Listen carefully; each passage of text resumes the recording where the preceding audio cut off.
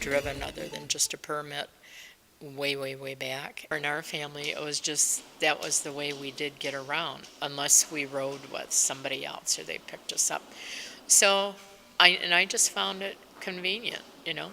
I guess I really didn't have that much of a, like a compulsion or something that I needed a car. I had my bicycle, I could walk, you know, all of that kind of stuff. So I just kind of settled for public transportation. And it certainly is cheaper than a car. Then living in Chicago, you really didn't need a car without their public transportation system down there. And I lived down there 31 years and then moved back here in 1995. Where I would hook up with what's called the Brown Line or the Ravenswood, and which was just about a 8 minutes from where I lived down to the train station, and then that would take me downtown Chicago. As a senior, I think it's has been very helpful just to know that I can still get around.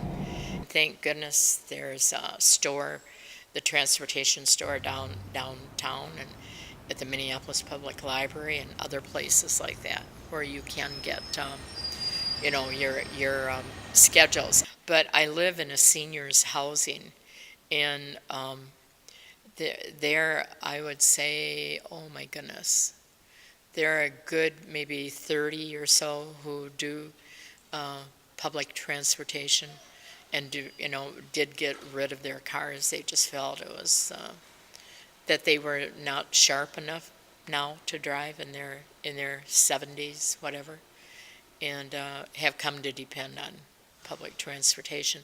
But I think people are amazed that I can get around the way I do and go, so many different areas. This is called the Hubbard Street Station, and it's in Robbinsdale, and it is a place for maybe approximately 8 different bus routes.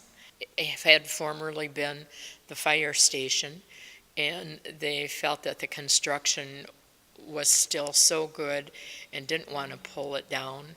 And the Metro Transit was looking for a place here and decided on this. And then with remodeling and so on, it's just a great place to be able to come, especially during the winter when you don't want to be standing outside, in sub-zero, to come in here and just be able to wait for your bus. Down there and even here, I can read a book.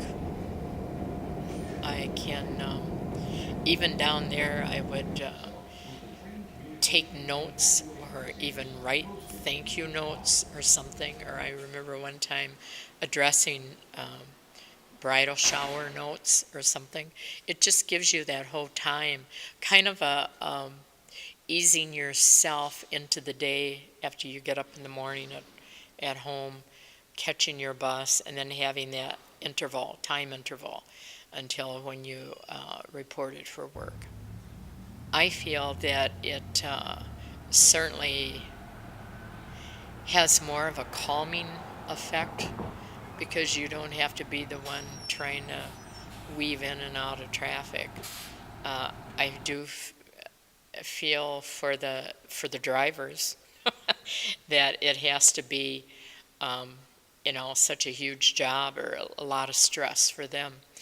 And I think in most places, like rather than always catch a bus from here, if I'm out and around, then I'll just walk home.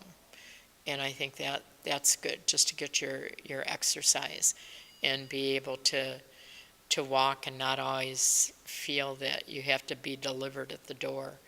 And it's healthy. I think a lot of people who maybe don't ride the bus just have really never given it a chance. And I think that that too is because they're kind of fearful, wondering if they'll miss stops or they don't know that much information about it. And I would just say, to them here, call Metra and get your directions and so on in your times. Thanks for joining us. See you next time on Transit.